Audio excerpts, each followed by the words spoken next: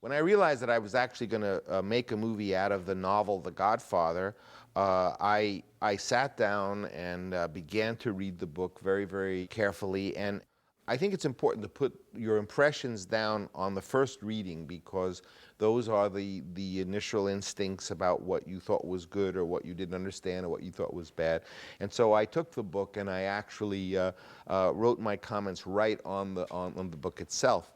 And having gotten through the book with these few notes and comments, I then made a prompt book out of it. A prompt book is sort of an old tradition from theater. And basically, you take a sheet of loose leaf paper, and I sat there myself and I cut out this hole in the middle of the page. And then I pulled my book apart that I had made those comments on, and I myself pasted every page of the novel onto sheets of paper like this, so that, of course, you could see both sides.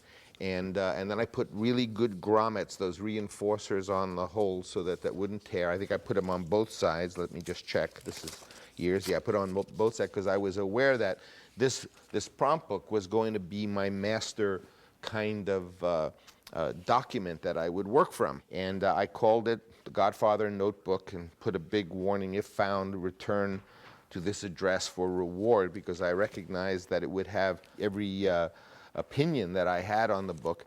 And interestingly, I decided to break down each section with these key criteria. This is a very big one because it was the wedding scene.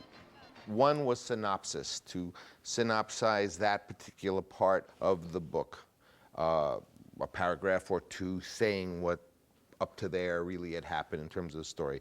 Number two was the times, which is to say, how did what happened in the story at that point, how do the times bear on it? In this case, it was the 40s, so after World War II, America had a certain style. What is it? Hey, my sister's wedding. Every scene I was relating it to the period. So when I then was told by Paramount that the movie was going to not be shot period, it was going to be contemporary shot, which is to say the 70s, in fact that we were going to shoot it in Kansas City, I really had a very hard time accepting that and made a big point that it had to be period. And I didn't even remember why I did, because obviously that was going to make the movie more expensive, which is not what they wanted at all. And it must have been because I had just gone through this vast, big, thick book writing notes as to why it had to be, what the 40s had to do with the story. Imagery and tone. This is, of course, images that seem to stand out from reading it, or even the tone of the story. Number four, it says the core, and this is something I think I borrowed from Elia Kazan in his notes from the way he broke down the play Streetcar Named Desire. It's published in a book on directing. But for five, I put pitfalls, which was to say, how can I screw this up? What are dangers, things that you want to avoid, or dangers that you very easily could find yourself in? Cliches. Italians who would talk like this. Failure to make a convincing setting. Boring. People must feel that they're seeing the real thing with hundreds and hundreds of interesting specifics, like the children sliding around the sandwich man, throwing the sandwich. Hey, Bino, 2 gabagool and 1 prosciutto. Losing a basic humanity to all these people. Failing to set up a tension between Godfather and Michael. Too much exposition. And I went through the book again. I used to schlep this around in a big bag that I had, and I would sometimes go to a cafe, in particular in North Beach. I used to go to the old Cafe Trieste and sit in a corner with my Olivetti typewriter and this book. And as I would go through the book for each division, and really I made up the divisions. I broke them down. I noticed here scene 1, scene 2, scene 3, but they didn't exactly follow the chapters. It's sort of what I felt was scene 1 and where it ended. What was interesting is that by doing that, after I had gotten through the whole book, I was able not only to have those first few notes that I had written in the book, but I had the big wide margins that the prompt book pages gave me, so I could in great detail chart what I thought was happening.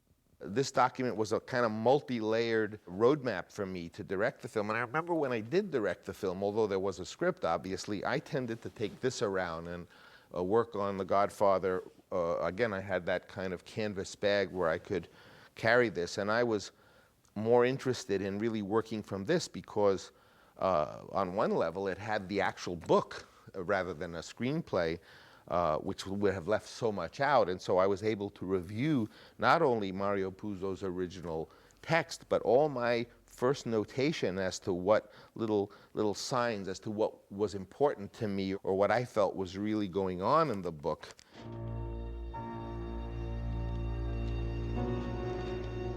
Scene 26, Michael picked up by Sollozzo and the killing, parenthesis, key scene. The core, to show the killing as terrifying and explicitly as possible, having taken the tension to an unbearable degree, to further define Michael's character in regards to his cool, totally calm execution of these men. Pitfalls, rushing this would ruin it, otherwise the scene can't be ruined. That's good to know when you're just a poor little director sitting there and somebody says the scene cannot be ruined, so you know you've got something. As I was reading the book and making these notes and then putting them on the margins, obviously the more pens I was using and the more ruler lines and the more squiggly lines sort of implied the excitement of the book was higher and higher, so that the sheer amount of ink on the page would tell me later on this is one of the most important scenes. Design this scene shot for shot. Important, the audience knows he is not following Clemenza's instructions. Clemenza had told him specifically exactly what to do, and if you see that he wasn't doing it, it would be suspenseful. Hitchcock, designed, he chokes, frozen time, hit hard and bloody, his fork frozen midair, gun almost against Sollozzo's head, really close. Get this for the audience. Mist of blood. We went to great length in that scene to put mists of blood in the air. McCluskey's fork frozen midair as he watches Sollozzo's brains fly through the air, his own choking when shot in the throat. There's an asterisk. An asterisk in a book or a script for me means a super important part. The gun in his hand, he starts to leave without dropping it. That's what Clemenza had told me, drop the gun immediately, and he's going and he's not dropping the gun, so hopefully the audience is dying. Drop it, drop it, drop it. He jumps in the car and rolls away, all very easy, should be easy. Michael disappears, we don't see him. Now, pick up the tempo. So I knew just from looking at all these colors and things in the book that this was going to be a very, very important scene. And indeed it was, not only for the movie, but for Al Pacino, because it was in that scene that the executives of Paramount Pictures first caught a glimmer that maybe I had not been crazy in wanting to cast him. I'm in the Sicilian section. I see it says the core, to show how Michael meets and falls in love with Apollonia and demonstrate that he intends to marry her and indicate Fabrizio's desire to go to America. 5, pitfalls. If Apollonia doesn't make your heart stop just to look at her, if the coincidence that the innkeeper is the father of the girl they have just seen seems contrived, if it is funny, it will not be. If Michael's quick decision to marry her seems unlikely, if Michael in a subtle way does not have the quality of a Don. On page 79 of the book, we have the actual shooting of the Don. Whenever I felt there was a really important part of the book that was going to be in the movie, I would sit there with my ruler and really underline. So this details the shooting. My margin notes are the shooting, great detail. The Don is the main character of the movie. So as in Psycho, we are totally thrown when he is shot. How would Hitchcock design this? Hitchcock was such a master about manipulating information for the audience, usually telling you things so that you were equipped to enjoy what you were seeing. Rather than withholding information, he would give you information. Designed carefully. The rolling fruit, sound off stage, an appearance of total confusion. I had done this preparation before I wrote the script, so I wrote the script from this, but the script was really an unnecessary document. I didn't even need a script because I could have made the movie just from this notebook.